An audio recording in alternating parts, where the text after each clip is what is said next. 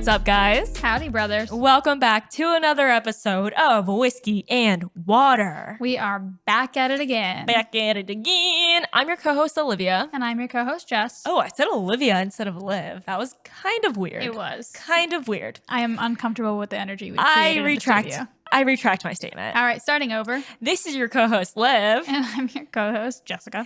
And we have such a bomb episode for you guys today. We get into it with Ariel. She is a digital selling expert. Yeah, she is an expert also on Instagram monetization.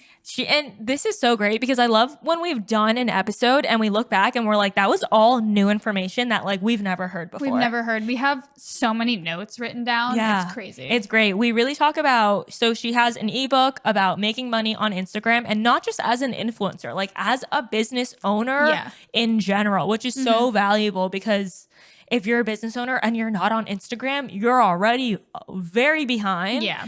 So, but don't let that stop you because we have Ariel on and we pick her brain. She talks about her ebook. She talks about her course.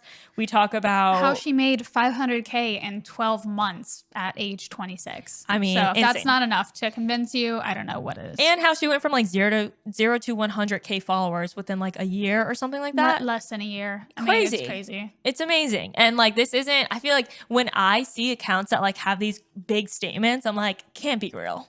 Can't be real. I know, like there's got, it's too good to be true, but no, she is living it. She is killing it. And we have such a great episode. You guys are going to absolutely love it. But before we get into that, let's do a little bit of catch up with you guys. What have you been up to, brother? I've been fishing. She caught her first fish. Guys, I caught my first fish. Very exciting news. And it's surprising because like I've been like on so many fishing trips with Tyler. You would think that I have. Yeah. So like I have caught fish, but it was never stuff that we could keep on the boat. It was always stuff we had to throw back in the water. So I caught my first like keeper fish. Did you eat it? Yeah, we did a fish fry. Love that. It was great. So much fun. Yeah.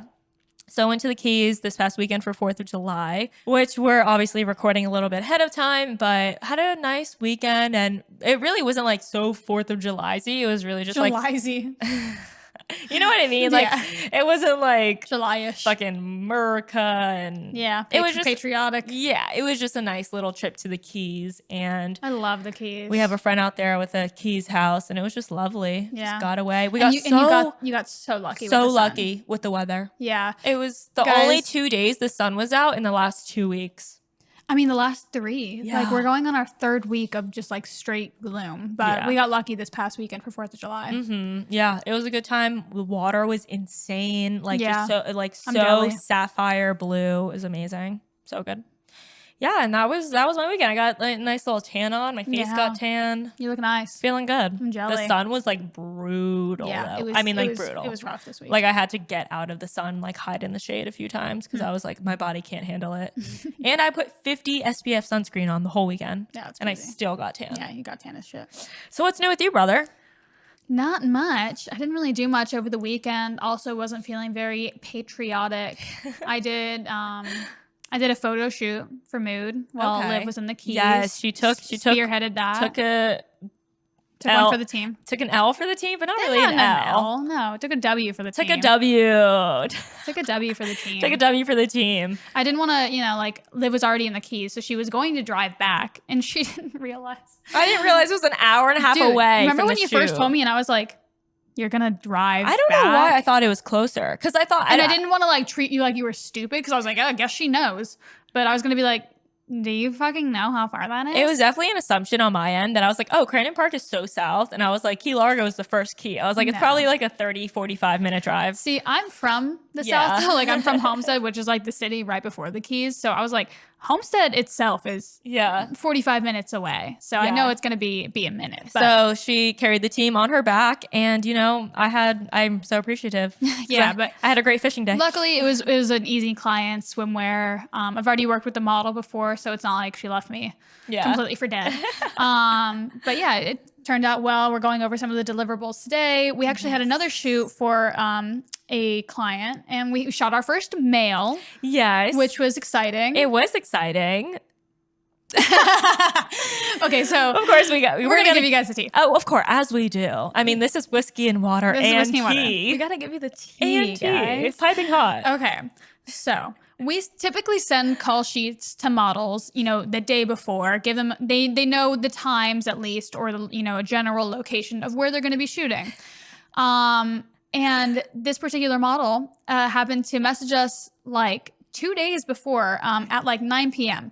and was like, hey, do you guys have a location booked? And I accidentally, you know, when you like click the notification and it like, you open it up, I was like, damn, he's going to see I read it. So I was like, hey, yeah, we do.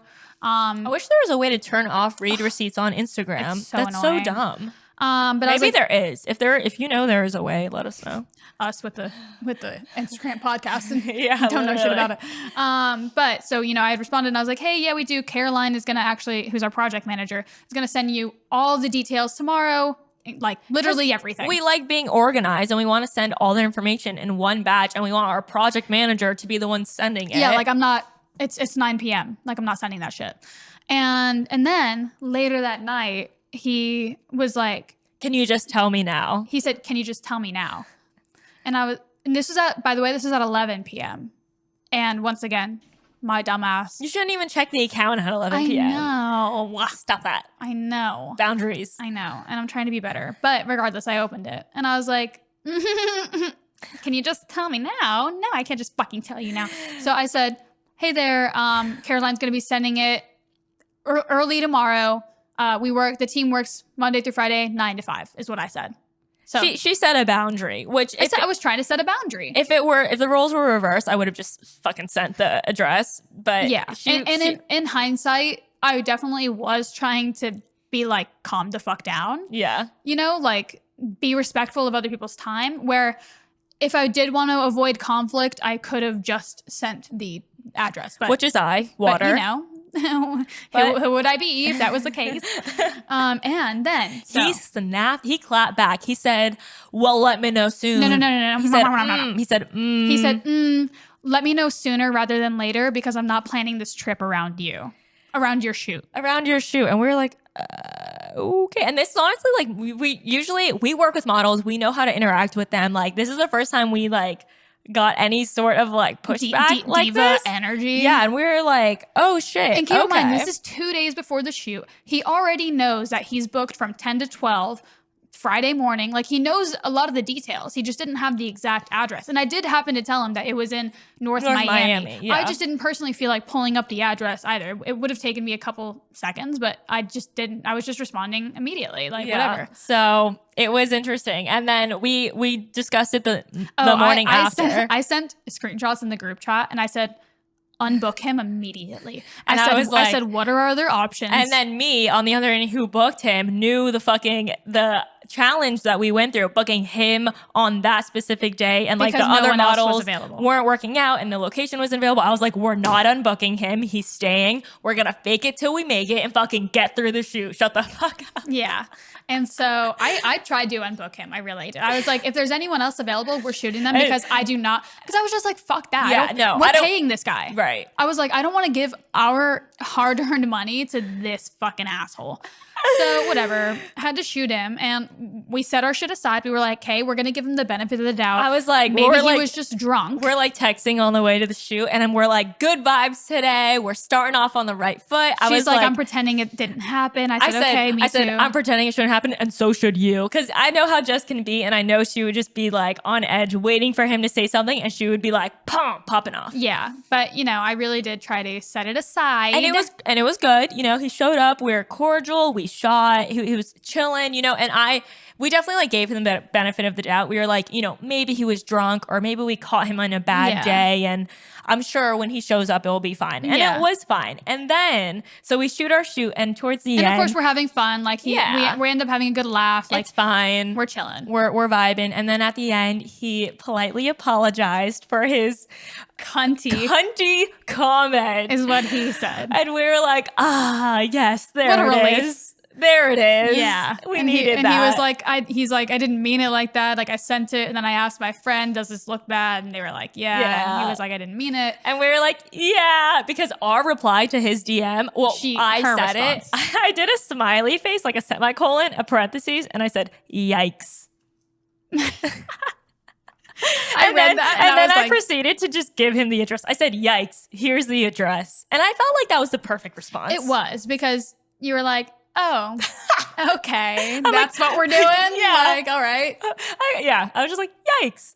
Here's the address. But, just a funny story because that is the reality of what we're pursuing right now and what we're dealing with. But it ended up fine and the pictures came out really good. Our client's going to be really happy with them. Mm-hmm. And it was a good shoot, but just funny. Yeah. Our first diva moment. I know. And like, we just had to share that with you guys because it's obviously just the reality of what we're dealing when with. We told you we're bringing you along with us for this journey, we meant it. Yeah. But other than that, we are definitely convinced that we're going to make an ebook. After listening to this episode, you will be on the same fucking boat. So. Yeah. I mean, I really feel like we could make ebooks about so many things. Definitely about starting a podcast. Let us know if that's something you guys would be interested in. Or even like influencing / content creation. I feel like we have a lot of value to bring in that aspect as well. And we've thought about this heavy in the past, and then it kind of took a back burner once we started Mood, but we're definitely thinking about it again. The spark has been reignited. Yes. And also, while we're here, definitely want to let you know that our Patreon is live. It's fun. We have fun content. We're vlogging. We're doing behind the scenes. We're doing bachelorette catch-ups. Yeah, it's just a lot of fun content that we didn't really have anywhere else to put it. Like, we could have put it on YouTube, but I don't have a channel, and we're not going to stick it on your channel or Whiskey and Waters. But tell us what you guys would like to see more of on that channel, and it's a good vibe. Yeah, like it's fun energy over there. You should really go check it out, and it also is a great way to support us, especially if you've been listening to our show from the jump. If you're a day one supporter and you want to show us that, we've said it multiple times before, we don't make money from this show. This is a passion project. It's a hobby. We get fulfillment out of providing value to you guys and connecting with our audience and having amazing guests on. The Patreon is a way that you guys can show us your support. So go check it out. And it's extremely affordable. Yeah. So, and we have 2 different tiers if you guys want to do the more affordable option or if you can do the higher option. Up to you. Link is in our bio. Don't miss out on that stuff. But before we get into it, we are going to thank some of our show sponsors. And we'll see you on the other side. All right. Bye, brothers. Bye.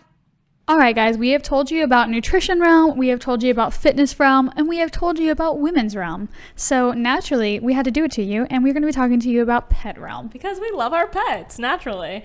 As pet lovers, we know how difficult it can be to sit through all the information available about pet wellness, training, and products. Pet Realm's mission is to help you give your pets the absolute best by providing you with clear, factual information about all things pets. From CBD to the best toys and tips and tricks, Pet Realm will provide you with a one-stop shop to keep you and your pets healthy and happy. Check out petrealm.co and follow them at GoPetRealm on Instagram. Yes, and we will have the link in our description for you as well. All right, go check it out, guys.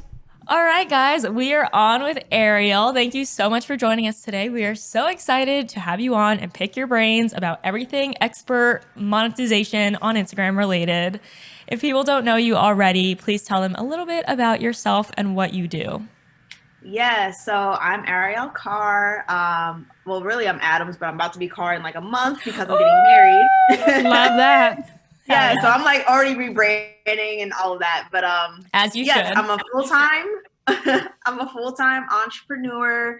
As of recent, I left my job and now I'm doing Instagram money full-time. So I have digital products, I have courses, I do coaching, and I basically teach other entrepreneurs how to make money through Instagram and social media. So amazing.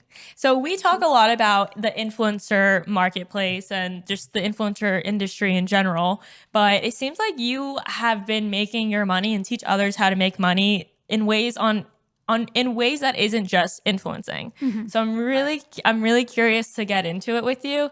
Tell us a little bit about your background and maybe if you went to school, what you might have studied, and what kind of led you into this career path.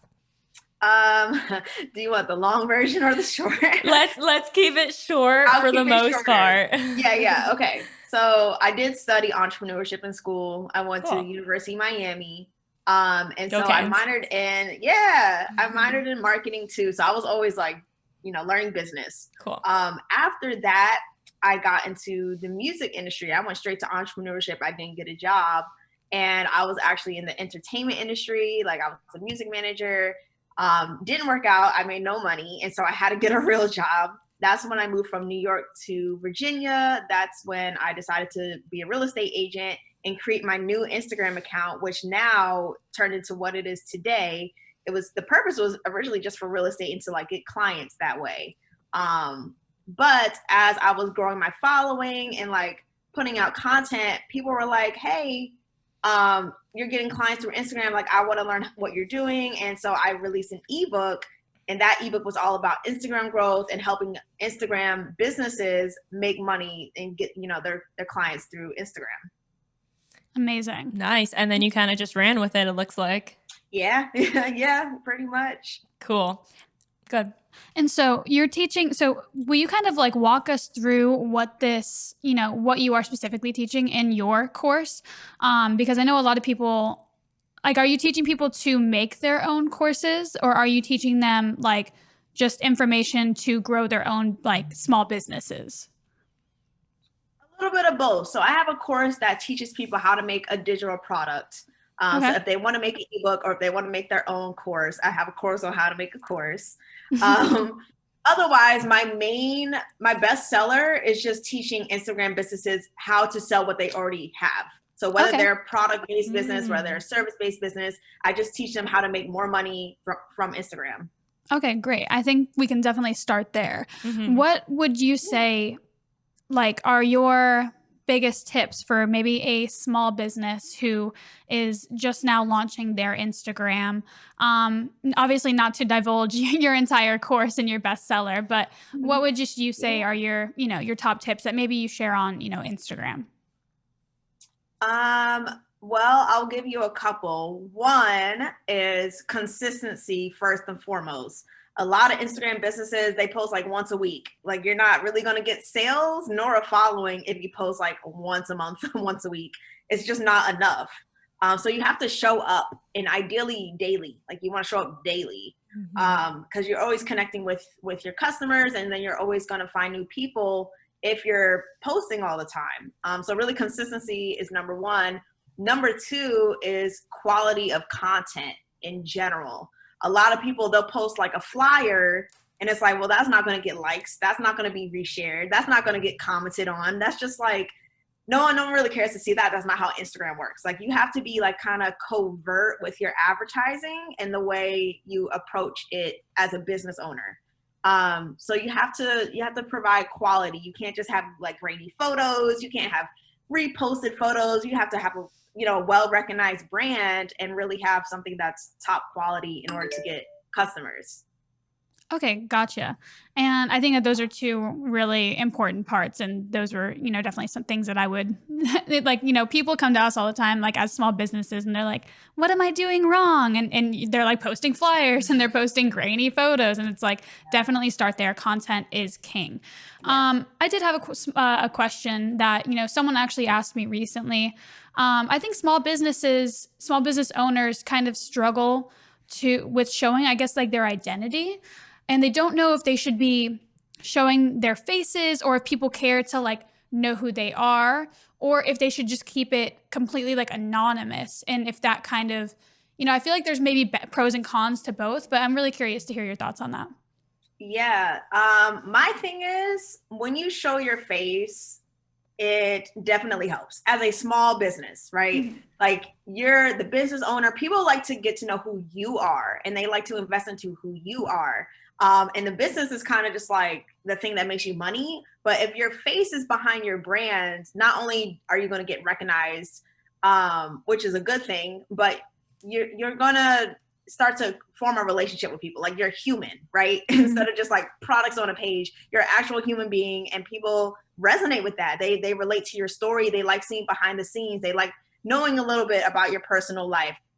I'm not saying you have to be the most public person in the world, but I think showing your face definitely has its advantages, and you end up cultivating those relationships that you need. Yeah, I couldn't agree more. And especially the way we've seen like a platform like TikTok blow up in the past year. And I feel like there's such a little community on TikTok of like small business owners, and they are really on there. And I just feel like I see new ones popping up every day, and then other ones going viral every day. And it's because they are showing their faces and they're showing, like you said, the behind the scenes, them making the product. Like we had our friend Natalie on, and she is so good at doing that. She shows herself hand making all of her Etsy products and then putting them in the shop, and what that looks like when someone makes an order, you know, from order to sending it out. So I really feel like that's so true. Like people really do connect so much more with the business. Like even myself, I know as a consumer, like if I were looking at 2 pages next to each other and one was just products and the other one showed the business owner and their journey and their struggles, I would be way more invested and kind of like enticed to go towards the one showing the face. Exactly. Yeah. And it's not like impossible to blow up without having your face ever being shown. I've seen that too. I've seen it happen. But I do think as a business owner, you have to leave your comfort zone. So I know some people are like, I'm introverted, I don't want to show my face. I promise you it's fine. And it might be scary at first, but I almost think it's necessary online in the social media space. Like just to show a little bit of yourself. It won't be the worst thing, and you'll get used to it and you'll get comfortable with it, and people will appreciate it. Yeah, I have that in my notes actually, which is like, I think the hardest thing for a lot of business owners. It's like they feel like they can't cross that line to like actually put themselves out there. You kind of just gave pretty much a little bit of tips, but what would you say to someone who's like really, really struggling with that and they know it would help improve their business, but they're like, I can't do it. I'm scared. I don't want people to judge me. I think that's the thing. Like people are scared of judgment. Or they feel silly. Yeah. Like they feel like, you know. Well, yeah, the other thing is that perfectionism like holds people back. Like they're just like, I can't show up until I'm perfect. And it's like, no, that's actually just procrastination. Like you're just not doing anything now because you want to be perfect. And the thing is like, nobody's perfect. Like no, especially if you're a small business, like no one is expecting perfection. Like they're really not. And so if you're not comfortable, it's really just going to take practice, like period. When I first started doing lives, first of all, when I first started doing my courses, my speaking voice was not it. Like my live, I was awkward. It just was what it was. But people still were like, cool, she showed up. She gave me some tips. But like it was not good. I was not the person I am today. And so that's just really it. It's just going to take practice. It's just going to take you making it a decision. Like, I'm just going to do it. Like, forget about, people judging me. Like, they're probably not. I promise you, people are more consumed with themselves than they are with you. Yeah. So you're going to be fine. But if you want moral support, like have your friends be there. Maybe they can ask you questions on live, or like have them comment whenever you do show your face and reveal yourself. Like have the little, support group that you can have to make you feel better. Totally. I love that. And I think it's so important to have a little good community of people who are there to support you and kind of like catch you if something falls. And I love what you said about like people kind of being only concerned about themselves. Like I always remind myself of that. I'm like, whatever I'm doing is not that fucking important because everyone else is as concerned with themselves as I am with myself right now. Like it's not that big of a deal. Totally. And I even love what you said about like kind of putting yourself out there. I know that like when we first launched our podcast, oh my God, our first episodes, we can't even watch it. No, they are so cringy. Like we were like nervous, sweating. We were so scared. But I mean, here we are like almost 90 episodes later. And it's you have to start somewhere. What is it? We always say do it scared. Right. You just have to start somewhere. Yeah. And honestly, it'll probably be ugly at first. Not even going to lie. Like it's not, it's probably going to be ugly. I cringe now. I cringe now in my old courses and I'm like, oh my gosh, I can't believe people saw me like this. And like, they still got results and everything, but I'm like, I can't wait to like have my new thing out. Like I'm so much better. And that's just what it takes. That's growth.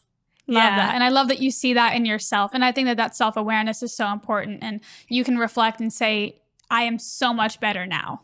Yes. 100%. Yeah. And I think it's a great tip for our audience. Like just know that like you're not going to love it the first time you do it. Just know that you're going to look back and cringe on it. Like it just expect that already, and then you'll be good. And then you won't be like disappointed. You'll just know it is what it is and you'll get on with it and get better. I mean, and I think that really just goes for any facet of life that we're trying to improve in. I mean, like even with working out, like you'll look at your first working out videos and you'll be like, my form is absolutely horrendous. I can't believe I was looking like that in the gym. But you're able to look back on those videos and see how far you've come and how much you've improved. So just, you got to start somewhere. That's life. You got to jump out of your comfort zone. Yep. I want to talk a little bit, you mentioned quality of content. And I don't think, like for us, content creators, I think it's like, of course, quality, put out quality content. But for someone who doesn't necessarily knows the difference between quality and not quality, what would you tell them? What would you qualify as quality content? So what I have my students do is like a competitor analysis. So let's just say like you're a beautician or something. Who's the top of the top beautician online? What does their content look like? And then can you try to emulate it? Because they probably got 1 million followers. They're probably posting consistently. They probably have high quality photos, good lighting. Like they have these things already in place. Now you're new to the scene. You want to be able to match your top competitor. Otherwise, how are you going to compete? So I always tell people, look at the popular pages in your niche. Take note of what they're doing, what their content looks like, what's their aesthetic, what's their branding. And then honestly, can you emulate it in a way? Like make it your own, but like take inspiration from it, because that's where you're striving to be. Yeah, such a good tip. Like what is it? You're not remaking the wheel, but you're just like you're what I mean? Not reinventing the wheel. Exactly. Thank you. I'm like, there's some quote. Not duplicating the wheel. Some quote about a wheel here. But yeah, it's especially so smart. Online, like we there's so many things that like it's been there. It's been done. But if you can put your own spin on it, then you're good. You're unique. Mm-hmm. Yeah. I love that. And I feel like, and I love that you brought that up, because I feel like content does come really naturally to some people. But let's say that your small business is not something that's entirely creative, but you're like, you know that you need this aspect in order to market it. And of course, like we actually own a content creation agency. So we kind of hope to help bridge that gap for a lot of people who, it's like, you do what you're good at. we'll take care of the rest. But I feel like just starting where you said, like looking at competing brands, going on Pinterest, looking up these inspo shots, and then, kind of recreating them, but with your own twist. I love that. Yeah. It's almost like you have to train your eye to what quality means, to be honest. Right. Like you have to start training your eye to recognizing this is a good photo versus this is a bad photo. And that just comes with like studying pretty much. So that's what I say to do first. Like study your competitors, study those popular pages, study Pinterest boards. And you'll start to understand the elements of what makes good content versus bad content. Mm-hmm. Right. And it's almost like just having an eye for it. Because I think a lot of people have like a natural eye for things. Because at the end of the day, it's almost like it's basic design and like photography skills of like knowing what makes a good photo or knowing what makes a good graphic. If it's not too messy, if it's easy to read. So I feel like the value in courses and like the value in just like educating yourself in general, I mean, that's where you start. Like for most people, I think they kind of just like wing it or they're figuring it out as they go. But I'm curious to know your take. Obviously, you have a course of your own, so you know how valuable it is. But for us, we started 5 years ago. We pretty much taught ourselves everything. We grew with the influencer space. But I look back now and I'm like, if I were to start now, I feel like I would 100% just take a course, because it's like you're getting everything we learned in the past 5 years just in like in a module, and you just learn it all right there. I'm curious to know your take on like just taking a course versus learning it on your own, because I think that's something people might struggle with is like, is it worth investing in? Honestly, it's like, do you want to spend time or do you want to spend money? Right. Those are your options. You spend time learning it on your own, which may take years, or you put the money in and then you can learn instantly, like from an expert.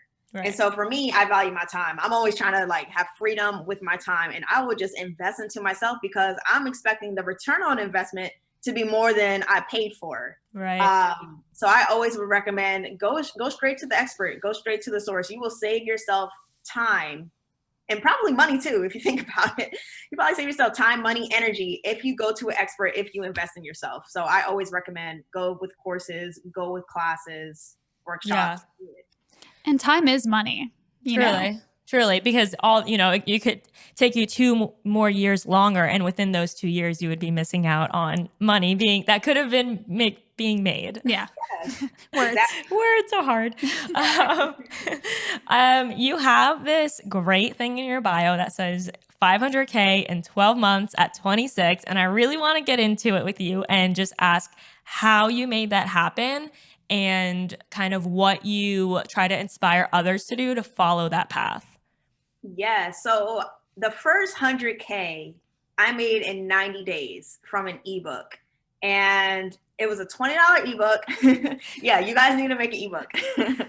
But it was on Instagram growth. And because I was managing artist accounts, like when I was managing artists, I was managing their Instagram accounts. So I learned a lot about Instagram and how to grow. Like I got one of my artists verified, all of that. So I was managing it. Now, when I put it into my own business, like I already knew what to do. And so the ebook came out on Instagram growth.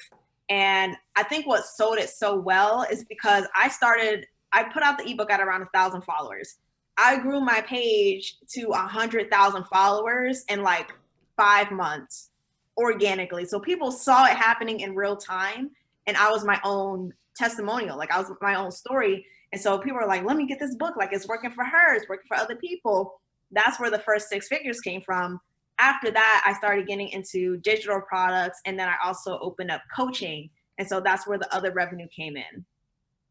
Love that. And when you say coaching, are you doing one-on-one sessions or is it more of like a group mentorship? It was one-on-ones, but now I'm discontinuing it.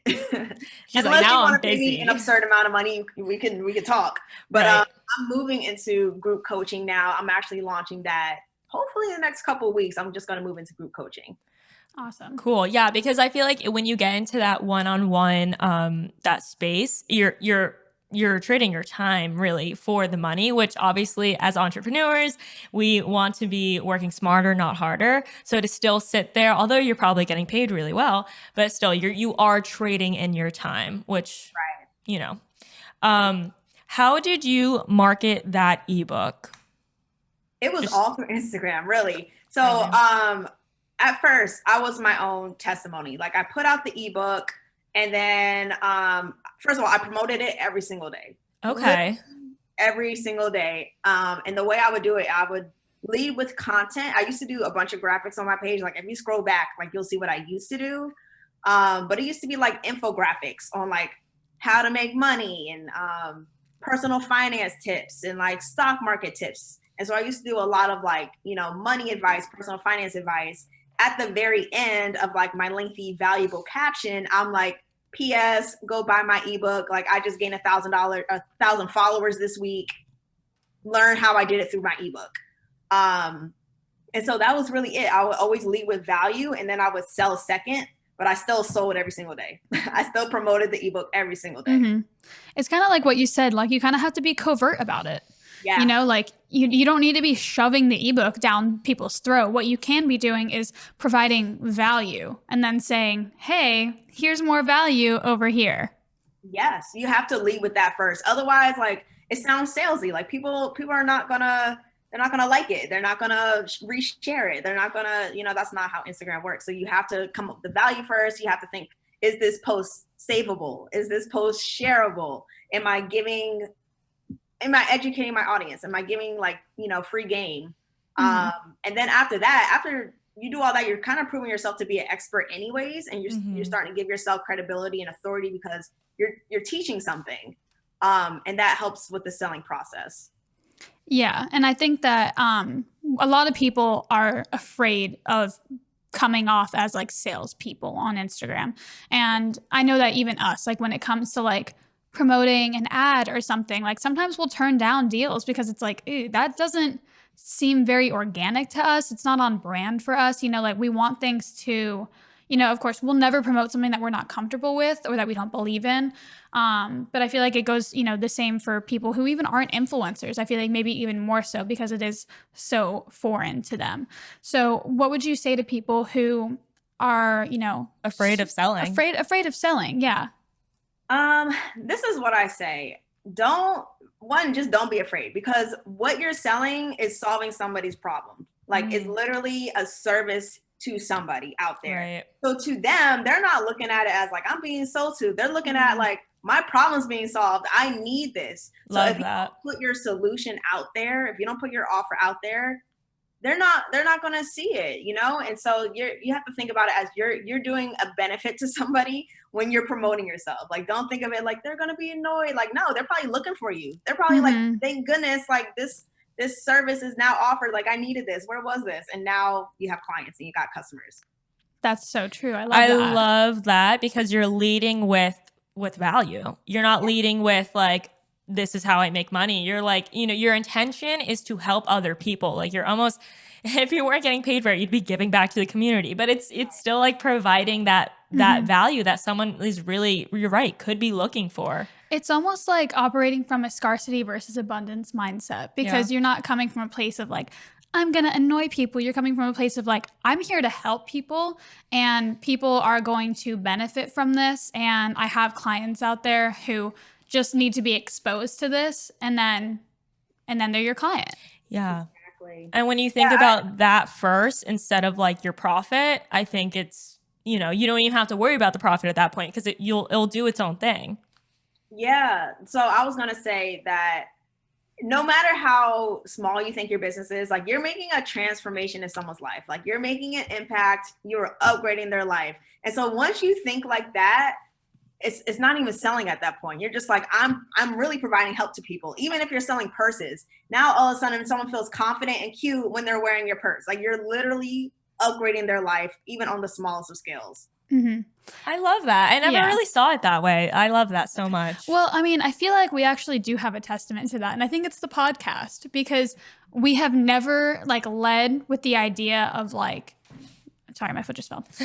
We have never led with the idea of like selling and money with the podcast. Like all we've ever thought about is providing value to our audience and to our listeners, knowing that hopefully one day down the road it pays off. It'll pay off. But like that is what keeps us going is, providing that value and having our audience and our listeners, leave us those incredible reviews where they're like, they brighten my day or, like I learned this from them or, like anything like that. Like that's where the true fulfillment and value comes from for us.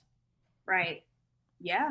Yeah. And I feel like it's the same for you. Like at the end of the day, of course, you're making money, it's your income, but also knowing that you're like really changing people's lives and giving them like, if you're giving someone financial freedom, that is like, I mean, it's invaluable. What more legacy would you want to leave behind other than knowing that you gave 50 people or 100 people financial freedom? They can then now live a better life. Like that's and inspire others. Yeah. That is the goal. I'm just trying to make people millionaires. I'm trying to make people 6-figure earners and sign me up. Yeah. Yeah. Say less. Yeah. I'm just trying to teach everyone the way. Like if you're a business, first of all, you have to be a business owner or at least have a hustle in order to do that. Cause like being at your 9 to 5, I don't know if you'll meet millionaire status working. Yeah. Working all the time. So that's another thing I always advocate for. Like, even if you just have a side hustle that you can scale. Cause again, I was working both. Like when I first made my 6 figures, I made that outside of my 9 to 5. Right. Like I literally doubled my salary while still working. So it's very possible to do both. And it's very possible to eventually transition into being just a business owner, but you have to have something else that's making you money if you want to be a millionaire, like period, or at least in this lifetime. You don't want to be studying a millionaire. Like that's no fun. Yeah. Yeah. So. Like it's crazy. Cause I always see people being like, oh, with like my 401k, I'm going to be a millionaire when I retire. And I'm like, oh, what about now? Yeah. I'm like, that sounds great and all, but I feel like I'd rather have that money now. Go ahead. I was just going to say the only way to get there is to have multiple streams of income and really through business ownership. Like that's probably the quickest way to get there. Mm-hmm. Okay, I'm glad you brought that up because I just wrote that down. I'm curious about your take on multiple income streams because for the longest time we have been like, there's this idea, especially I think it's like definitely trendy on social media. Like it's like you need multiple income streams. That's the only way you're going to, reach financial freedom. And then it occurred to me the other day because we literally are in the process of having multiple income streams and then considering gaining other streams. And then I'm like, at what point is it maybe like to a fault? At what point are we building halfway bridges everywhere and not building a full bridge over, one stream of income? That's to see it through, my boy. Yeah. So yeah. I'm curious to know your take on it because I feel like it could also be detrimental in a way if you just keep trying all these different streams and don't fully dedicate to one stream and pursue one thing. I have to agree. You can't do everything at once, like at all. I think what needs to happen is you have one like active source of income, like which is primarily probably the business, and then you have passive income. And that's the other thing that like you don't have to be present to be making money. Right. So, you know, that could be real estate investing. Now you get paid rent and you don't have to work for that rent. Like your tenants are paying you rent. Or that could be stock market dividends. You don't have to show up and work to make the money. So you have to think of like passive income streams as opposed to like 70 business ideas. Right. Then you're gonna run into some problems and you're not gonna be able to see anything through. I always think that you have to see one be successful before you move on to the next. And at least like, you know, everyone's vision of successful is different, but like maybe you have a monetary value, maybe you have a lifestyle goal in mind. Once you're there, then you can branch out and that business can fuel your other investments. But you do have to focus, you have to narrow in on one first to get it off the ground, get it going. And that could go into your passive income streams and that can go into your next business idea. I love that. Such sound advice. Yeah. Thank you. And it's not like multiple income streams now. It's you know, multiple income streams down the line. And I really love what you said about, you know, maybe reaching a benchmark or, you know, getting to a place that you're comfortable with and then starting those second ideas. And that's not to say that you can't be doing research on those projects while you're scaling this one, but it's not, you know, expending all of your mental bandwidth and energy and time, money, energy, resources on that while you're also trying to scale whatever is going to support that endeavor. Yeah. See, you want to make money, but you don't want to be burnt out. You don't want to be stressed out. You don't want to have your time taken away. And it's very, very possible to become a millionaire. I've seen it happen with people working 4 hours a week. Like literally, I've seen it. They built systems in place. They built automation. They built their team out. And so, again, you don't want to be working harder. You just want to be working smarter. One day. Yes, exactly. This is what we're manifesting for ourselves. No, that's so, yeah, definitely. Because we're in the process of doing exactly that. And it's like, we want to make a clothing line of some sort. And she's like, I'm ready to do the line. I'm like, I can't do this and this and this and this and this. It's physically impossible. Yeah, no, that is such sound advice. It's like multiple income streams, but multiple passive income streams. That's really that's the word that's missing out of like, oh, get your multiple income streams. They got to be passive. That word is missing. Because the average millionaire has 7, but mostly like they're in real estate, they're in stocks, they're in whatever else that's making money passively. You know? Yeah, they're not investing, they're not trading off their time for money within those streams. That's thank you. That was validating for me because I'm like, how do people do it? I don't understand. How do people run 5 businesses? Oh yeah, no, they got people for that. Yeah, totally. And it's so true. Like reach a benchmark, work on something until it can be self-sustaining, then move on to the next thing. Like there's only so much time and mental bandwidth in a day. Yes. So good. We kind of derailed, but the original question was about the 500K in 12 months at 26. I want to go back to your ebook. I'm curious to know if you don't mind sharing what you priced your ebook at, because I think a lot of people struggle with pricing.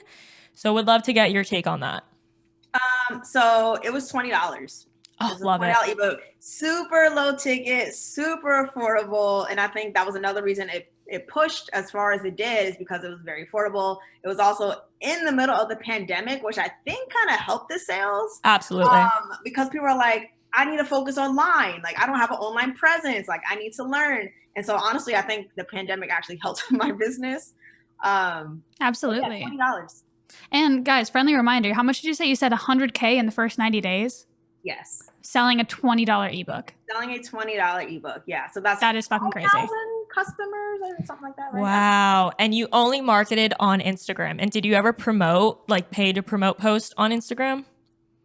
So I didn't do Facebook ads, but I did do like collaborations with bigger pages with a bigger following. So I did like shout outs.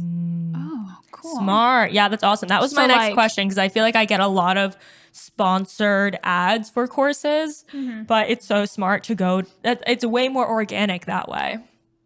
So like what kinds of pages? Dabble in Facebook ads. Like pages that were like also entrepreneurship sort of pages? Yeah. So there would be like women-owned business pages, Black-owned business pages, even like media pages. I saw that you have a lot of great press on you as well. which is amazing. Love that. Yeah. And what would you say for someone who maybe is scared to make that investment? Because you kind of, it takes money to make money, and there has to be some sort of like, you are getting the most organic push by, contributing to those pages. So what would you say to someone who's like, oh, but I don't want to spend anything? You'll have to eventually reinvest in your business. Like, try to do it organic as much as you can. And you can even do like a form of free shout outs. Like if someone has a similar following to you, maybe they could do a shout out on your page. You could do a shout out on their page, and it's free and it's organic. Once you want to advertise in front of like pages with 100,000 followers, like it really is going to cost you money. But to me, it was affordable. Like there was like $50 for a post, right? $75 for a post. Like I didn't think it was that crazy. But of course you have to have the money to invest. Well, what I loved what you said was reinvesting, because it was money that you had potentially already made through a couple clients. So it's like what you're doing, it's a little bit easier to stomach because you're not like going into debt to like promote it. You're just taking money that the business has already made and reinvesting it into it. It's free. It's free advertising. It's free. It's basically free. I made the sales first, and then I did those promotions. Gotcha. Love it. And I'm curious to also know your take on, I feel like a lot of times I see courses that are like $400. And that's why I wanted to ask you what your price point is. So what would you say having that lower price point? I know you think that's what contributed to it really blowing up, but what was your decision? What persuaded your decision to go the affordable route? Yeah, the more affordable route versus like a $500 ebook or $500 course? Well, I did it at first because it was my first product. And then I was also looking around. I was doing a competitor analysis. I was like, what are people pricing their ebooks at? How many pages do they have in their ebook? And so my ebook was like 35 pages, and I was like, $20, reasonable, fair. That's a lot, though. That's a lot of pages. Yeah, I mean, it was like almost a graphic novel, though. It wasn't just great text. Like, it was nicely designed, like pictures and all of that. So, it was about 35 pages. And when I was going around looking at other people that had Instagram growth books, that would be like around the same price point, around the same page length. And so that's really where I came up with the price. Cool. And for courses, though, I'm not going to be that much affordable for much longer. Like I am high ticket, and that's where I'm going to go. Yeah. That's the idea, though. Courses are different too, though, than a simple like ebook. It's a lot more time invested on your end. The ebook is hands off. Yeah. Yes, exactly. Like, read it and weep. That's all. Yeah. So I think I'm going to go higher. My courses now are $97. Still affordable. And then I have one that's $500. So if you want to learn how to make the ebook or the course, $500. Nice. Yeah, but that's really it. That's just kind of what I've settled on. Good. No, good for you. And so you did that first ebook, and then at the end of the ebook, were you able to upsell a course at that time, or were you just selling the ebook at that point? Yeah, at that point it was just ebook. That was all I could. Because I feel like that's what kind of has scared us in the past. We're like, okay, but if we make an ebook and people want more, we don't have anything else to offer. And that's kind of what made us like not want to do it. But it's cool to know that you did it without having anything. And that was valuable enough where people feel like they got what they needed. And that was it. And what was the platform that you were producing this through, the ebook? Is it just like a PDF that they were able to download when they were they buying it through your website? Like, were you getting email captures, things like that? So it's called Gumroad, Gumroad, Gumroad. And so that's where I hosted the ebook because I didn't have a website. Didn't have an email list, didn't use Facebook ads, nothing. I just had Gumroad. And that's the platform where people can check out, they can get the PDF sent to them, and it had all of that integrated. Beautiful. Gotcha. We live in such a great time where literally anything you want to do, there is a platform, service, or app that will make it pretty seamless. And if there's not, make it. There's exactly. If there's not, there's a market gap. Yeah, it's so great. Like it's because, someone doesn't have to sit there and figure out how the how the hell am I going to make a course online? They don't have the code. Like, it is ready to go for you. That's crazy. It's so great. Okay. So before we, go back to the courses and how you really scaled that, I want to ask what you think about this course and the ebook and the coaching market being oversaturated. Because I know there's a lot of people who do teach Instagram growth or who do teach how to make a course. And that, like, personally, that would hold me back because I'm like, I don't know. There's already so many people doing it. Like, how do I stand out? What difference would it make if I made one? Or, what can I provide that isn't already out there? Would love to know your take on that. This is my belief. I don't think anything is oversaturated because there are 7 billion people on the planet. And I love that. You're not wrong. I don't believe in oversaturation. However, you do have to like get a corner of the market. Like you do have to find your people and find your tribe. And in order for you to stand out is really just like your unique factor. Like that's it. And that's why I said showing your face and showing your behind the scenes and building relationships. That's very important. That's what's going to sell the business. It's not the business itself. It's you. It's you that's making it, run. So I don't believe in oversaturation. I think anyone that wants to start anything, do it. But then just make sure you put your perspective in it, put your story in it, put your experiences on it. And that's the unique factor. Because even with my Instagram growth ebook, like there's a ton out there. I was not the only one. I was not the first one. But I was like, how am I going to make sure like this is different? And really my story from like managing other people's accounts and learning things that you can't Google and you can't YouTube. Mm-hmm. I put that into the book and I put that into my courses. That's what makes it unique. Like it is my personal story, what I did step by step, that, you can't just Google away. Yeah. And that's what made it valuable.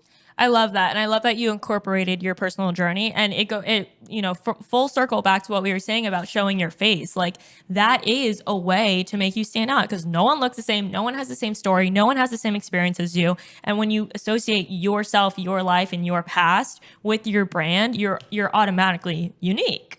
And I think that, people are going to like, we could potentially offer the same product and someone might want to buy yours because they vibe with you more. Right. And I think that that's where like that separation really comes from in any sort of industry. It's like, we even spoke about this when we were like, conceptualizing starting the clothing line.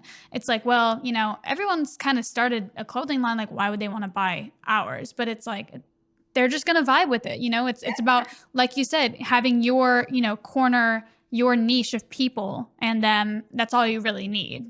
Like there's 7 billion people. There's so much money to be made. I love it. There's so much money to be made. Like there's so much. Yes. You can get it. I love it. So you made the first 100K with the ebook, and then from that point on, you just went hard with selling courses. Tell us a little bit about that. Yeah. So people wanted a follow-up. Really, people were like, "This ebook is great, but like." I really want to know how to make more money on Instagram because like the ebook was mostly focused on growth, but it did have some like, here's some side hustle ideas, right? Mm-hmm. And that was it. But people were like, I already have a business. Like I still not getting it. Like I'm not getting it. So I'm like, okay, I'm going to make a course and it's going to have more marketing techniques. It's going to have more selling techniques. And I'm going to break down fully how I made my 100K with an ebook. And so that's when the course came about. That's when I released Selling from Scratch. And then others were like, well, I don't have anything, but I want to make money. And that's when I'm like, okay, I'm gonna make a course on how to make a course. Yeah. And then the coaching, people just like, that was just in demand. People kept asking like, do you do one-on-ones? Can you give me personalized attention? And so it was just really natural the way it happened. People just started asking for it. And so I made it. Supply and demand. Love that. Absolutely love that. And that's definitely something that we can relate to because we constantly in our DMs, it's like, people are trying to pick our brains and it's like we want to help people, but also we put in a lot of work, a lot of time, a lot of dedication to learn these things. And it's like, I want to give you advice and but it's like there's also like we put so many resources out there like the podcast where it's like now we can just send them like the influencer episode we made and be like, listen to this. Literally. There you go. Exactly. I love that though. And did you have email captures with like the products that you sold where you were able to like send out email blasts and be like, hey, this is an upsell to that? Yeah. So Gumroad collects all the emails. See, Gumroad sounds great. They're already thinking about it. Yeah, I built my email list from my freebie. Like I had a lead magnet on my website, and well, it was for real estate. So it was like a home buyer's checklist, like what to look for when you're first buying your home. I had that freebie for a while. And then now I have something like more related to what I'm doing, like an Instagram freebie. And now I'm going to release a new freebie, but that's how I'm building my email list. It's just free stuff. Nice. They win because they get the material. I win because I get to upsell them later, hopefully. Yes. Love that.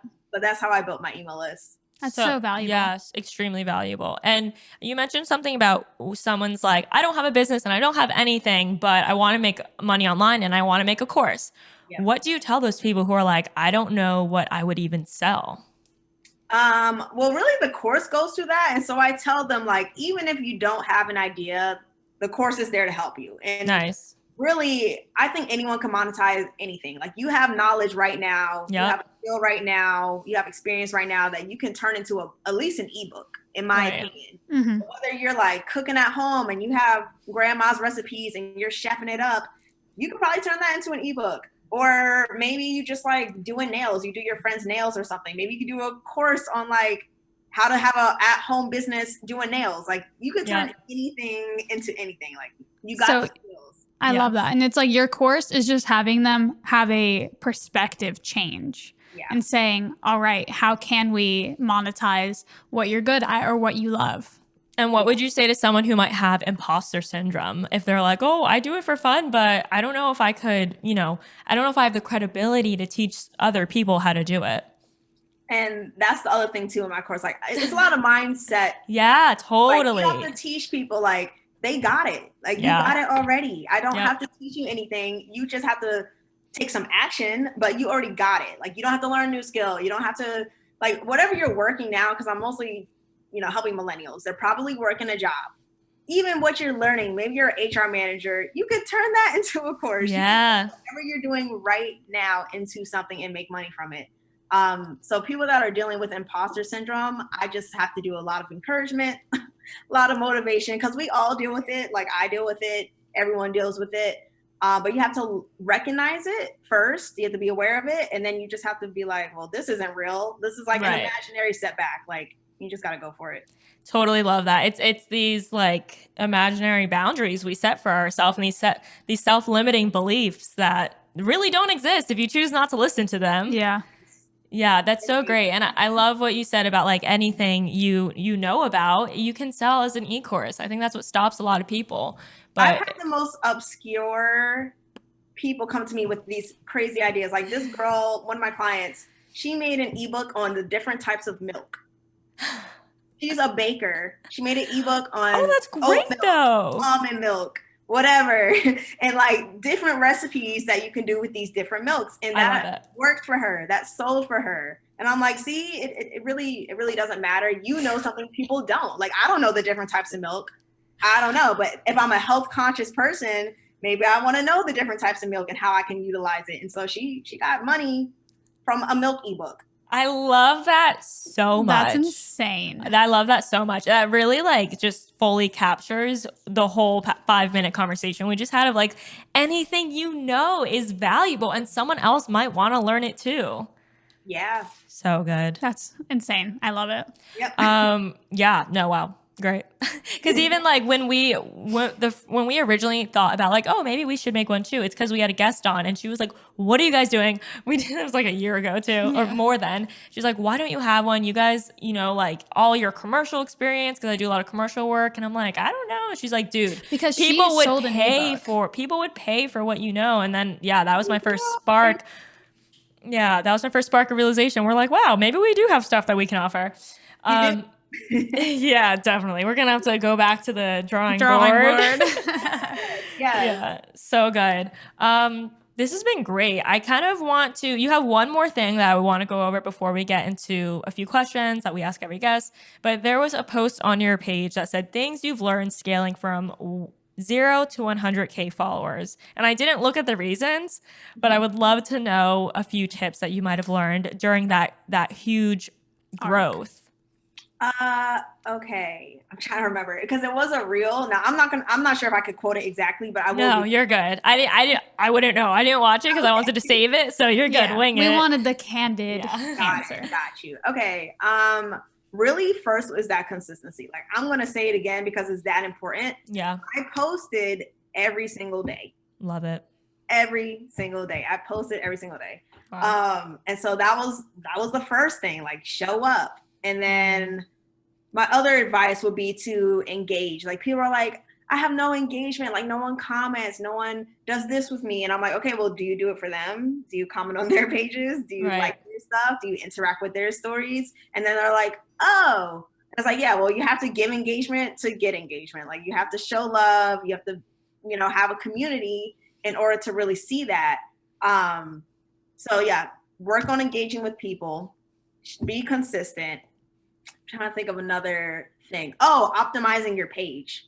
That's another thing. If people go to your page and they can't tell what you do, who you serve, and how they can benefit from you, not good. Not good. So your bio should be very clear, like how you're helping people, what your market is, what you're teaching, what you're bringing to the table. And I think that really helps attract people. So if they stumble across your page, when your post goes to the explore page, they decide to check you out, you want to convert them into a follower. Right. And so your bio is really that first thing they're going to see. They're going to see your profile picture, which should be good, high quality. They're going to see your bio. They're going to read it. And then they're probably going to see like the first 6-9 little content pieces. So you want to make sure all of that makes sense to you being valuable and you like providing whatever it is you're offering. Love that. Amazing. Yeah, that's so true. It's like you have to think about if you were the follower, you went to a page, what would make you leave and what would make you stay? Yes. And it's by providing that value and giving people like clear shortcuts to like what you do and who you are and what you have to offer. I love it. So good. Genius. Okay, so good. We're going to ask you the last 2 questions that we like to ask every guest. All right, so we'll get into it. The first being, what is your best biz pro tip? So like a business pro tip, it could be a mindset thing. It could be your favorite app that you swear by. It could be anything. Ooh, okay. It'll be a mindset thing. So cool. I had this other reel that went kind of viral with this saying, and it really stuck with me. And this is the mindset hack that like made me $100,000. And it's really that I focused on what I could have, and I didn't focus on what I lacked. Like most people are like, I don't have a fancy website, so I can't get money yet. I don't have a publicist, so I can't get money yet. I don't know about branding, so like I can't make any sales. Okay, you're focusing on what you're lacking. What do you currently have, right? So focus on the possibilities, focus on the resources you have, because I promise you, people probably make money with less.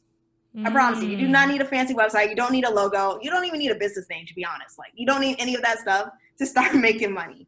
So I think that's the mindset hack a lot of people can learn from and benefit from, is that you focus on what the possibilities are and you focus on what you currently have. Love that. Great advice. So good. We'll find that reel and we'll repost it. Yeah, definitely. Amazing. And okay, our next question is, what is the best piece of advice that you've ever received? Ooh, okay, that's really hard. Best you could take a minute. Nice. Shoot. Okay, well, it's probably my parents. So they're both entrepreneurs, and like I've been always around it, and they were always like, hey, you want to be wealthy, you want to have money, entrepreneurship is that way, like business is that way. And so that just kind of was ingrained in me since forever. And I think that's really the reason that I am the person I am today, is because I always knew entrepreneurship was a way to a comfortable lifestyle. Great. Oh, man, that's so great. I need parents like that. Like, damn, Mom, where you at? Come on. This has been so good. Thank you so much. This is so much value within the last hour. It's incredible. Amazing. Where can people find you on social media? Where can they follow your journey? And where can they buy your course? Yes. So you guys can follow me at Ariel Carr on Instagram. Twitter is at The Money Realtor. I'm still trying to change my username, but that's what it is. And you guys can find my stuff. If you go to the link in my bio on either platform, it'll be there, all my resources. I would recommend Selling from Scratch. That's my most valuable course. It's also teaching people literally how to make thousands of dollars. Like if you go through my results, my testimonials, people are making like $10,000 in a week from that course alone. So definitely go through that. Otherwise, I am releasing something new that's going to be upgraded, revamped. So stay tuned for that. Amazing. Yay, so wonderful. Good. I'm so glad we connected. We can't wait to follow your journey and watch all the amazing things that you've done. And thank you so much for sharing your time and your knowledge and your expertise with us. Thank you. Thank you. All right, guys, if you love this episode, make sure to take a screenshot and tag us. Let us know you're listening. And we'll have a great week. We'll see you next week for another show. Bye, brothers. Bye.